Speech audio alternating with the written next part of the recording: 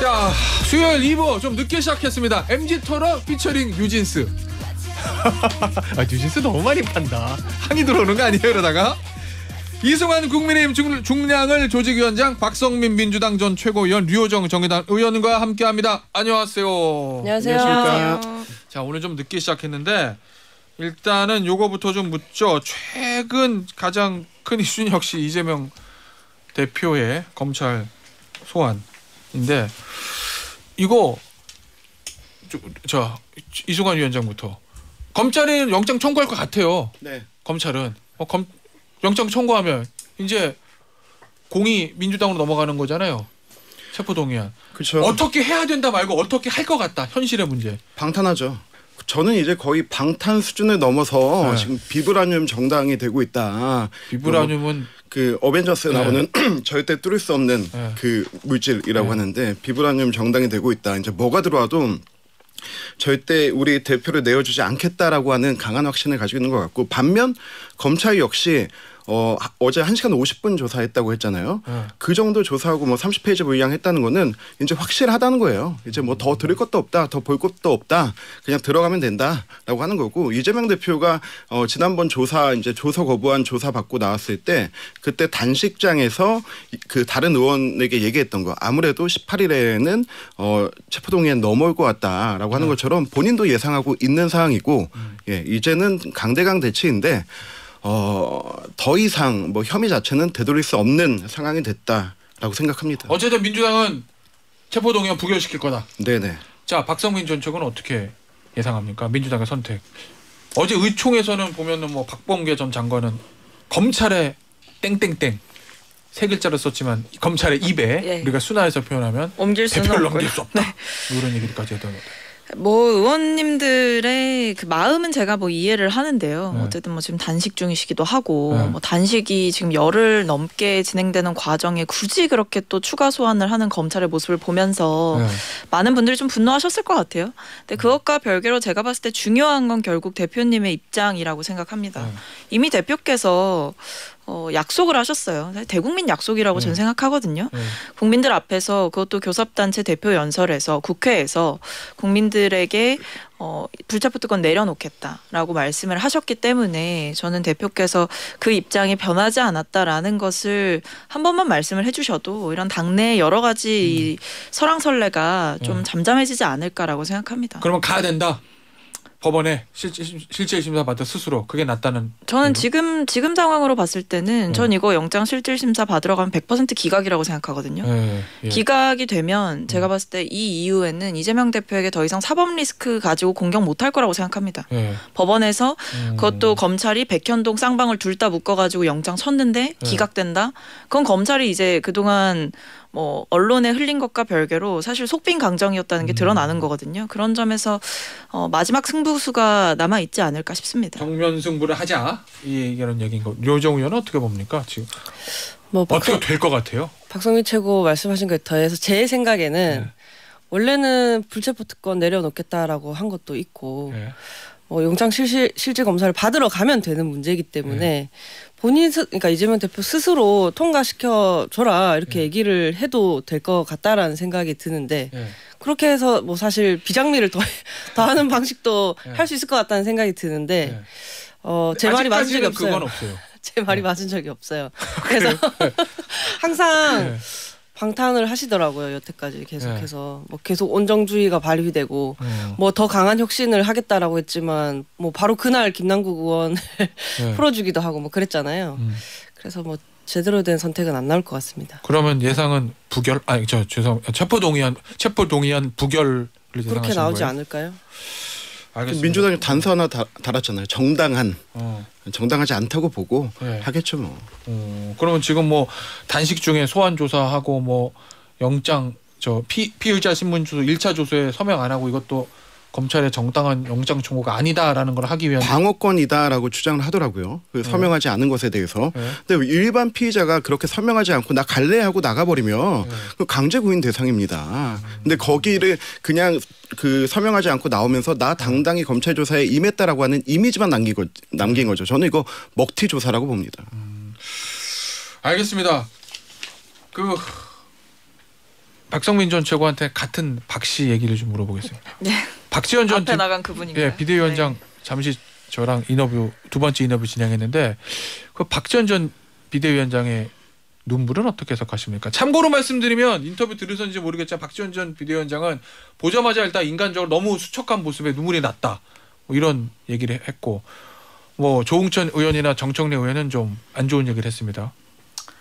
그러니까 저는 뭐 진위를 뭐 왜곡하고 네. 뭐 그렇게 하고 싶진 않아요. 뭐 네. 정치적인 이득을 얻기 위해서 그 위로 방문을 했다 이렇게까지 말씀을 드리고 싶지는 않은데 뭐 제3자가 봤을 때에는 뭐 저 역시 제3자고 네. 제3자가 봤을 때는 사실 좀 어색하긴 했죠. 그러니까 그동안 이재명 대표께 취했던 그 스탠스가 굉장히 분명했고 사실은 어떻게 보면 강하게 비판을 해왔던 상황에서 이제 찾아간 것까지는 전 그럴 수 있다라고 생각을 했는데 가서 갑자기 눈물을 흘리니까 일단 저를 포함한 많은 분들이 좀 의아하다라는 생각을 했을 것 같긴 합니다. 좀 어색한 감이 많이 있었죠.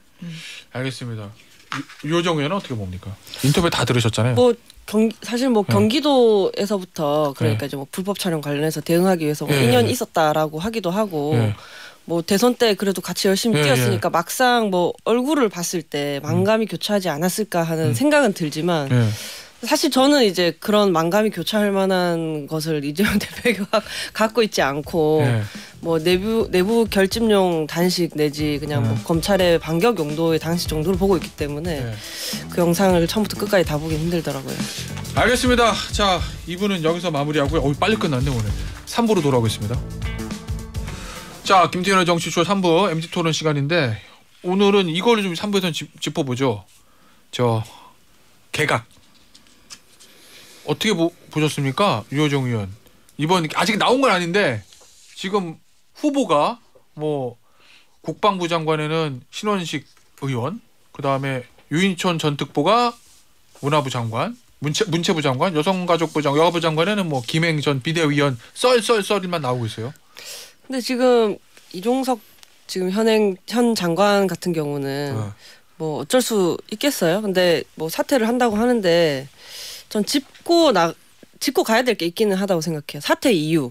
여권은 뭐 대통령의 심기를 건드렸고 일을 시끄럽게 만들었으니 사퇴해야 한다지만 야권에서는 그게 아니라 책임을 져야 된다. 대한민국 청년 죽음에 책임을 져야 한다는 의미에서의 뭐 사퇴 내지 탄핵이거든요. 그 물러난 이유는 이제 국민들께서 잘 판단을 해주셨으면 좋겠고요. 일단 이 세 분의 공통점이 조금 파이터시더라고요. 신원식은 같은 경우 공산주의자라고 문재인 전 대통령 뭐 광장에서 외치고 그다음에 생중계되고 있는 국회 상임위장에서 기자들에게 쌍욕 시전했던 유인천 특보에 그리고 방송 패널로 활동하면서 야당과의 싸움에 진심을 보인 이 김행 전 위원 공통점이 파이터다. 그래서 아마 대통령께서 좋아하실 거다. 왜냐면은 그 전진 배치를 원하시니까. 그렇기 때문에 저희가 봤을 때는 좀 부적격하지 않나 싶고 그리고 여가부 장관은 바꿔서 뭘 하나 저는 싶다는 생각이 좀 들고요. 그리고 저는 문체위에 있거든요. 그렇죠. 사실 이래저래 일이 진행되고 있는 것들이 있는데 그냥 지금 문체부 장관이 너무 좋다 말다를 떠나서 그냥 이렇게 변화가 좀 고작 이런 이유로 더 싸우기 위해서 변화를 만드는 게 저는 좀 불만입니다. 네. 청문회 준비하셔야 되겠네요. 인사청문회. 그렇죠. 네, 국감 앞두고 청문회까지 하려니까 더 화가 납니다. 일이 많아져서. 네. 박성민 전 최고는 어떻게 봅니까? 이 장관, 국방부 장관의 교체를 비롯한 이 개각. 아직까지는 설이지만 근데 뭐 오늘 할 거라는 하죠? 얘기도 있던데요. 오늘 될 거다라는 얘기도 뭐 기사가 나오고 있는 것 같고. 그러니까 뭐 저는 일단 국방부 장관부터 얘기하고 싶은데 저는 이 정부 장관들이 다 런닝맨 찍나 싶어요. 그러니까 런닝맨이요? 네, SBS 예능 프로 중에 하나인데 다 도망가시잖아요, 자꾸. 그러니까 지금 보면 일단 여가부 장관 잼버리 사태 이후에 국회에서 그거 질의하겠다고 상임위 열렸는데 국회에 왔으면서 상임위 나오지도 않았어요. 그리고 잼버리 사태 이후에 여가부 장관에게 책임 제대로 물었습니까? 그러니까 인사 경질 안 했잖아요. 근데 이런 식으로 교체되는 거는 사실 굉장히 명예스럽게 퇴장시켜 주는 거기도 하고 여가부 장관은. 그리고 국방부 장관 같은 경우에는 이거는 저는 이런 식으로 도망쳐서 안 된다고 생각합니다. 지금 이분을 저희가 뭐 탄핵 시사까지 했던 이유는 결국에 이 국방부 장관이 지금 고 최수근 상병 사건에 외압을 가한 데 있어서 이것을 묵인했거나 또는 공조했거나 아니면 결정적인 책임자로서 제대로 역할하지 못했다 이런 것들을 지적하는 거거든요. 그렇다고 한다면 이분은 제대로 책임을 지고 본인이 이 진상규명 과정에 있어서 제대로 얘기를 했었어야 되는 건데 사실 이런 식으로 우리가 해임 건의하니까 또는 탄핵 시사하니까 도망간다? 네. 이렇게 하는 건 되게 비겁한 거라고 생각합니다. 그래서 지금 국방부 장관뿐만 아니라 뭐 국가안보실 2차장, 뭐 국방비서관, 뭐 국방참모라인 다 교체한다 대통령실에 네. 그런 얘기도 나오던데 이렇게 보면은 큰 틀에서 보면 이 최수근 상병 외압 사건에 연루된 의혹을 받고 있는 사람들이 다 교체되는 거거든요. 네. 이건 사실 정부 차원의 조직적 증거인멸 아니냐. 저는 이렇게까지도 말씀드리고 싶어요. 알겠습니다. 자, 지금 속보 하나 나왔는데 오전 11시에 발표한답니다. 김대기 실장이요. 네. 이성환 위원장의 네. 반론이 있을 것 같아서. 뭐 인사는 일단 날 때까지 어떻게 될지 모른다가 대전제고 네. 그리고 이 원론적인 말씀을 먼저 드리면 대통령께서 공직을 26년 하신 분이시잖아요. 공직의 무게를 굉장히 무겁게 생각하십니다. 우리가 뭐 지난 정권이나 뭐 그 앞선 뭐 저희 정부나 이런 데서도 그 관직을 줄 때 이거를 보훈용이거나 스펙용이거나 이렇게 준 적도 있는데 근데 확실히 윤석열 대통령께서는 성과 내라. 도망가지 말고 성과 내라. 그래서 솔직히 작년 말부터 막 개각서에 돌았잖아요. 뭐 어디 바뀐다 했는데 그 장관들도 이미 도망가고 싶었던 분들도 많았을 거라고 생각하는데 갈 때 가더라도 성과 내고 가라. 네. 그렇게 해서 잡혀있던 분들이 많았다고 생각하고 그리고 또 이번 개각은 우리 이재명 대표 단식 들어가실 때 세 번째 조건이 뭐였습니까? 개각해라 이거였잖아요. 그 개각에 받아준 거예요? 그런 일환으로 네. 받아주시고 좀 단식 좀 끊으시면 어떠나 하는 게 이번 개각 또 포인트고 세 번째 이종섭 장관 얘기가 계속 나오는데 이종섭 장관 그저께 이제 탄핵 얘기가 나왔죠. 민주당 의총에서 탄핵 얘기가 나왔는데 그날 이재명 대표가 그 얘기를 한 거예요. 18일에 체포동의안 넘어올 것 같다. 근데 이종섭 장관 탄핵안이 18일에 올리자 해서 20일에 처리하자. 저는 이것조차도 방탄으로 썼다고 생각하는데 근데 그때 민주당이 그날 계산을 잘못한 거예요. 왜 그러냐면 이종섭 장관 탄핵 올려서 하면은 180일 안에 그 판결 나와야 되잖아요. 지난번에 우리 이상민 장관 2월 달에 탄핵 돼가지고 7월 달에 나왔죠. 5개월 걸렸죠. 이종섭 장관 저는 이렇게 탄핵거리는 절대 안 된다고 봅니다. 근데 지금 이렇게 탄핵했다가 내년 2월 달에 또 만장일치로 이거 부결되면은 그 정치적 책임 선거 앞두고 민주당 어떻게 질 거예요. 그런 거 보니까 이제 사퇴하겠다 이거에 민주당도 받아들여주고 빠질 것 같습니다. 알겠습니다. 이거 좀 볼게요. 이게 적절한 비유인지 모르겠지만 사람의 식성에 따라서 갓 만든 겉절이를 좋아하시는 분도 있고 오래 묵은 묵은지를 좋아하시는 분도 있는데 영보이가 좋은지 죄송합니다. 올드보가 좋은지 알 수는 없지만 이런 거 있잖아요. 지금 여당은 보면은 유인촌 문체부 장관 후보 사실은 이명박 정부 때 문체부 장관을 했던 사람이고 김행 여가부 장관 유력 후보 예전에 박근혜 전 대통령 때 청와대 대변인 했던 사람이고 굳이 말하면 이제 올드보이거든요. 그리고 야당은 아직 뭐 공천이 멀었지만 지금 보니까 천정배 전 장관, 정동현 전 장관 예전에 천신정 중에서 신인 빼고 천정 그다음에 박지원 전 국정원장도 또 지금 호남 출마설 얘기 나오거든요. 여야 지금 올드보이들의 지금 복귀, 귀환 이런 것들이 좀 있는 것 같은데 정의당에도 아직 올드보이가 많이 계시긴 하구나. 전곡을 찔렀습니까? 저희는 어떻게 보십니까 이거? 저희는 이제 권력 창출이 더 이렇게 확장되고 있지 않아가지고 네. 계속 머무르고 계신 뭐 그런 점도 있고요. 아 그래요? 네. 사실 이제 회전문이 뭐 여의도나 용산이나 다 망치고 있는 거 아닌가 하는 생각이 들어요. 사실 새로운 인물이라고 해서 꼭 젊은 사람임을 뜻하는 건 아니잖아요. 경륜 그렇죠. 있으신 분들 중에서 또 이전에 맞지 않았던 분이 하실 수도 있는 거고 한데 지금 사실 대통령이 처음 당선될 때 새로운 물 그리고 새로운 생각 이런 걸 담을 수 있기를 기대했는데 옛날에 계시던 분 그대로 다시 오셔서 먼지 이렇게 탈탈 털어서 내가 옛날에 어떻게 했더라 하면서 거의 그대로 하는 모습을 보여주는 거잖아요. 그리고 사실 국민의 기대와는 거꾸로 가고 있는 행보다 그렇게 생각하고요. 그 뭐 여당이 그렇게 하면은 야당도 그럼 우리도 뭐 하면서 그 시절 분들이 그럼 나도 되는 건가 하고 이제 몸을 일으키실 수 있는 거죠. 네 그런 상황이라고 생각합니다. 자 일단은 하나씩 물어볼게요. 여당 올드보이들의 귀환, MB계의 귀환 뭐 이런 얘기를 많이 해요. 근데 숫자로 봐도 좀 많기는 많습니다. 그러니까 제가 일단은 질문지 받고 이게 제일 재밌었는데 우리 박지원, 정동영, 청정배 이분들이 돌아오시면은 이분들의 합산 나이가 220세입니다. 근데 저희 여기 있는 셋의 나이가 98세예요. 그러니까 지금 청년 정치인들이 얘기하는 게 86 정치권가의 2분의 1보다는 낮아요. 네. 거기 세 분 합쳐서 220세, 여기 3명 합쳐서 98세인데 지금 청년 정치인들이 86 세대와의 전쟁을 하고 있는데 지금 86 민주화 세대가 아니고 지금 일제시대 6.25 때 태어나신 분들하고 싸워야 되는 이 현실이 좀 찹찹한 감이 있고 뭐 저희도 마찬가지입니다. 유인촌 장관님, 뭐 그 이동관 그 위원장님 이분들 이 직전에 뭐 하셨던 이런 분들인데 그래도 뭐 중고 신인이다 정도는 생각할 수 있다. 중고 신인이에요? 네, 그 정도는 좀 생각할 수 있고 또 그 전문성이 인정되시는 분들이니까요. 근데 하지만 그래도 조금 더 이제 세대 교체의 뉘앙스나 어떤 새로운 바람이 있었으면 좋지 않았을까 하는 생각은 개인적으로 가지고 있습니다. 알겠습니다. 박성민 전 최고는요. 앞으로 좀 가면 안 될까요, 우리? 우리 윤석열 정부의 인사들을 봐도 이명박 정부 시절 뭐 복부 수준이잖아요. 복사 붙여넣기. 그러니까 대통령만 다르지 거의 인사들은 다 이명박 정부 때 사람들이에요. 근데 그뿐만 아니라 뭐 지금 우리 정치권에서 출마한다고 설을 이렇게 흘리시는 분들이나 출마를 정말 공식적으로 말씀하시는 분들이나 보면 이제 과거로부터 또 돌아온 인물들 아니겠어요. 근데 저는 뭐 그걸로만 사람을 평가할 수는 없다고 생각을 하지만서도 한편으론 정치 빼고 모든 우리 사회의 모든 분야, 뭐 문화예술만 보더라도 전부 다 앞으로 나가고 있는데 정치만 계속해서 너무 후진하는 거 아닌가? 이런 생각이 들어요. 그래서 결국에는 정치는 단순히 이게 법이랑은 다른 거잖아요.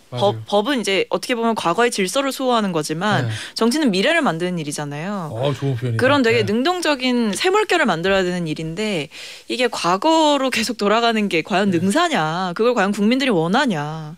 계속 새로운 정치를 원하시는데 과거의 인물들이 새로운 정치를 할 거라고 생각하시는 분들 저는 많이 없을 거라고 생각합니다. 자, 그러면 야당에서 지금 존칭 빼고 박지원, 천정배, 정동영 거의 뭐 대선 후보급인 거죠. 사실 거물 정치인들 국회의장급의 귀환 반갑지 않습니까? 잘 모르겠습니다. 저는 잘 모르겠다는 얘기는 약간 부정적 뉘앙스인데.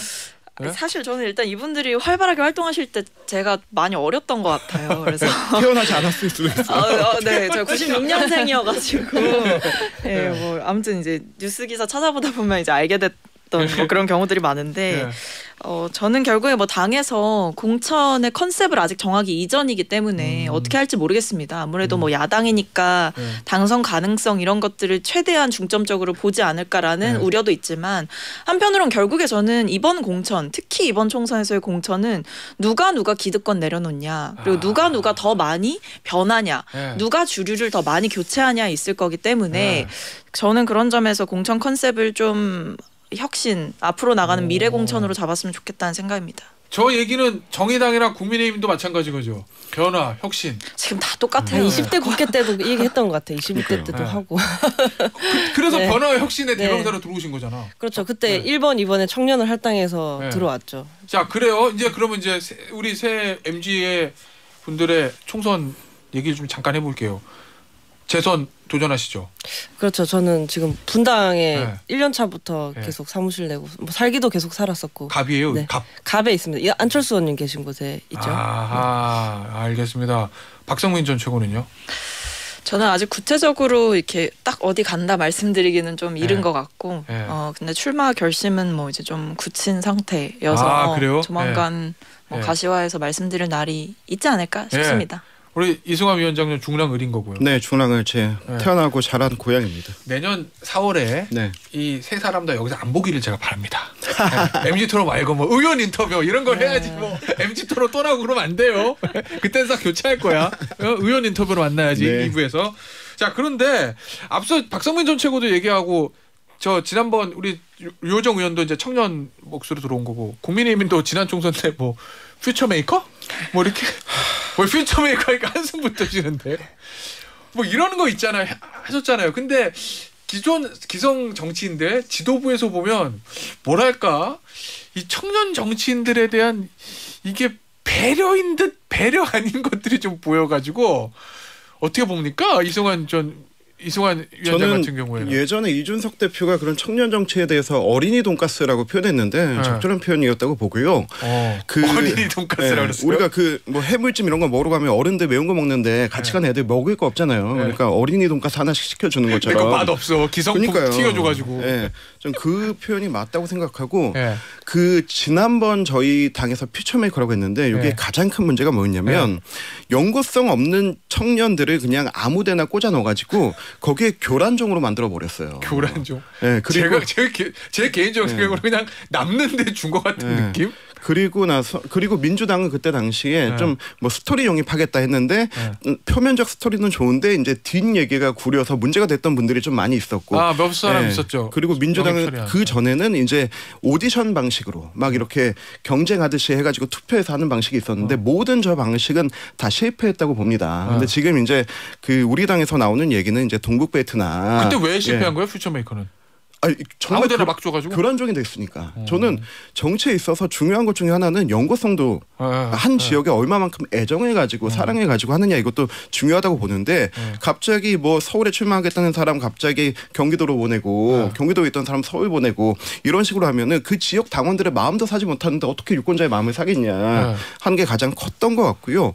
그래서 우리 당에서는 요즘에 나오는 얘기가 동북 배트 얘기 나오는데 이준석 대표가 여기에 대해서 뭐 의미 없다, 뭐 본인 동북 벨트라고 하면 이제 노원, 도봉, 강북, 중량 이쪽이잖아요. 네, 그렇죠. 거기에 보면은 이제 있는 청년들이 강동의 이재영 전 의원 같은 경우 최고위원까지 있고 의원 지냈고 10년 동안 당협 지키고 있고 그 위에 광진의 김병민 최고위원 거기도 지난번 태어나고 자라서 지난번 선거 힘들게 치렀고 그 위가 중랑이거든요. 이제 제가 있는 중랑이고 그 위가 노원 이준석이고 그 옆에가 노원 옆에가 도봉의 김재섭이에요. 근데 여기에 공통점이 뭐냐면 다 태어나서 자란 연구성이 확실한 사람들. 지금까지 그렇죠. 살고 있는 사람들이고 두 번째가 그냥 어디에서 내려 꽂힌 사람들이 아니고 전부 다 저 빼고는 거의 다 최고위원 당대표를 한 사람들이에요. 그러니까 고도의 정치적 트레이닝이 됐다. 그리고 또 다른 것 하나는 상대가 민주당 86 정치권이고 장기 집권을 하고 있다. 저는 이런 의미가 있다고 보거든요. 잘 될 것 같습니까? 이거 안 되면 제가 얼마 전에 김재섭 이재영 위원장하고 셋이서 그 저희 그 동북권역에 5개 산을 하루 만에 탔어요. 13시간 거기서 탔는데 이준석 전 대표랑 같이 안 갔습니까? 이준석 대표는 그날 방송에서 그 의미 없다 그런 얘기를 하더라고요. 하는데 너희들은 산을 타라 나는 방송을 하리라 이거구나. 근데 저희가 그 산에서 내려다 보면서 이번 선거 우리가 지면 끝이다. 우리가 마지막 마지노선이다. 그런 각오로 하고 또 다른 큰 각오 하나는 다시는 이런 짓 하지 말자. 그런 각오를 하고 왔습니다. 하지 말자. 알겠습니다. 그런데요. 이게 사실은 청년 정치 이게 배려를 해주는 게 맞는지 안 맞는지 여러 가지 얘기들이 있잖아요. 그러니까 다 입장에 다른 건데 제가 보니까 청년 정치인들 입장에서 보면 아니 저 기성 정치권에서 좋은 거는 자기들 다 하고 좋은 지역을 자기들 다 가고 청년은 장식품으로 세우고 뭐 이렇게 좀 비판을 하고 기성 정치인들한테 물어보면 준비가 안 돼 있잖아. 이 자리까지 쉽게 오는 줄 알아? 뭐 이런 얘기들 하던데 어떻게 봅니까? 일단은 저기 연구성 관련해서 저는 분당에서 고향 창원 떠나서 그 취업하면서 이제 제2의 고향으로 거의 10여 년 가까이 살고 있다는 점 말씀드리고요. 확실한 연구소. 그 사회에서 뭐 판사, 변호사, 교수, 뭐 기업인 이렇게 뭐 각 분야에서 성공하시고 들어오셔도 사실 뭐 갑자기 수조물을 떠 드시지를 않나 뭐 하는 거 보면 나이가 그렇게 중요한가 싶기는 하고요. 그리고 젊은 사람들의 생각이 정치에도 많이 반영되어야 한다라고 한다면 그 당사자들의 목소리도 물론 당사자만이 잘하는 건 아니지만 근데 국회 안에서의 국회의원 비율은 20, 30대로 했을 때 한 4.4% 정도입니다. 이제 40대가 되신 분들도 있을 거고요. 실제 비율에 비해서 턱없이 부족하잖아요. 지금 청년 정치인들이 저는 팀플레이 하고 있다고 생각하거든요. 여야 할 거 없이. 그런 측면이 좀 있어요. 그렇죠. 여야 청년 정치인들이 잘하면 시민들께서 보시고 청년 정치인들 좀 더 늘어났으면 좋겠다. 기회를 줬으면 좋겠다 하는 생각을 하실 거고 전 22대 국회에서 2배로 늘어나도 여전히 10%가 안 되는 비율이에요. 20, 30대 의원들이. 그래서 저는 뭐 배려고 뭐고 간에 일단 더 많은 기회가 주어져야 한다. 뭐 이렇게 뭐 기자회견장 병풍 혹은 정말 낙선 가능성이 훨씬 높은 지역구에 공천해놓고 30% 이상 우린 공천은 했다. 지원금은 받아가고 다 근데 결과 열어보면 다 떨어지고 이런 일은 없어야 한다. 그렇게 될 때를 줘야지 뭐 안 될 때를 주고서는 뭐 배려. 그건 다 완전 느낌만 내는 거죠. 그러니까 유호정 의원 어깨가 무겁네요. 제가 더 열심히 잘 해야겠죠. 그래서 그 대정부 질문 영상을 많이 퍼뜨려야 되겠어. 이런 대정부 질문도 있습니다. 누가 되지 않도록 노력하겠습니다. 네, 그러셔야 되겠다. 민주당은 지금 항상 보면은 민주당도 청년 정치인데 영입해가지고 기자회견 하는 거 많이 하잖아요. 국민의힘도 많이 하지만 어떨 것 같습니까? 내년 총선 박성민 전 최고는 영입 대상은 아니다. 청와대 비서까지 했으니까요. 저는 뭐 이미 경력직이죠. 네, 경력직인데. 그래서 저는 뭐 새 얼굴은 아니긴 한데 일단 당이 항상 이제 선거 때 좀 공을 많이 들였던 게 인재 영입이기는 해요. 실제로 거기서 많이 이제 당선자들이 많이 나오고 이랬기 때문에 또 이번에도 그런 걸 고민하지 않을까 싶은데 뭐 당 안에서 지금 이미 있는 뭐 지역위원장이라든지 아니면 새로 그 지역위원장들에 맞서서 준비하는 그 지역에 여러 청년들이 있습니다. 그래서 뭐 국민의힘에서 지금 벌써 뭐 동북벨트 이런 얘기 나오듯이 저희도 저희만의 청년 블록을 좀 세울 때가 되지 않았나 이런 생각도 들고 그걸 위해 좀 조직적으로 저희 청년들도 준비하겠지만 당에서도 전략적 고민을 분명히 해야 될 것이다라는 생각을 하고 있고요. 그리고 뭐 다 떠나서 좀 원론적으로 보면 이제 국회라는 게 결국 민의를 대변하는 기관이고 그 민의를 대변하는 게 결코 뭐 특정한 세대 또는 특정한 직업만이 잘할 수 있는 건 아니라고 생각하거든요. 오히려 지금 국회에서 특정 세대나 특정 직업이 너무 과잉 대표되어 있는 거 아닌가, 너무 과포진되어 있는 거 아닌가 이런 생각을 역으로 좀 한다면 결국에 다양한 세대들이 정치에 좀 등장하고 역할하는 건 당연한 일이다라고 봅니다. 특정 직역이 그 얘기 맞는 것 같아요. 여야 정치권을 보면 80년대 학번들 중에서 사시나 이런 행시 시험 본 사람들은 국민의힘에 많이 가 있고 학생으로 가셨던 사람은 야당에 많이 가 있고 하여튼 좀 그런 지금 고착화된 게 있긴 있어요. 근데 저는 앞서 유호정 의원 얘기한 것처럼 아니 청년 정치인들 뽑아다가 그러면 좀 될 데를 좋은 데를 좀 해줘야지. 나가서 패기 있게 싸워봐. 자기들이 싸워보지 나가서. 그렇지 않습니까? 그렇죠. 본인들은 청년들은... 좋은 데 가놓고서는. 알겠습니다. 뭐 개인적인 의견이었어요. 짧게. 대정부 질문 회의론 나오거든요. 대정부 질문에 정상적으로 한 사람으로서 어떻게 봅니까? 그 회의론. 대정부 질문이라는 제도 자체가 문제는 아닙니다. 의원들 수준이 문제인 거고요. 사실 뭐 한 사람 빼고. 지금 여러 문제가 있잖아요. 좀 당이 이상한 이야기를 해도 참을 수밖에 없는 이 공천 문화, 정당 문화 이런 것들을 오히려 뜯어고쳐야지. 대정부 질문 시간을 1분 미만으로 만약에 뭐 줄인다라고 해서 같은 문제가 안 생길 것이냐. 그럼 더 압축적으로 더 강한 메시지를 낼 거라고 생각하거든요. 저는 그래요? 이제 사람을 잘 뽑아야 한다.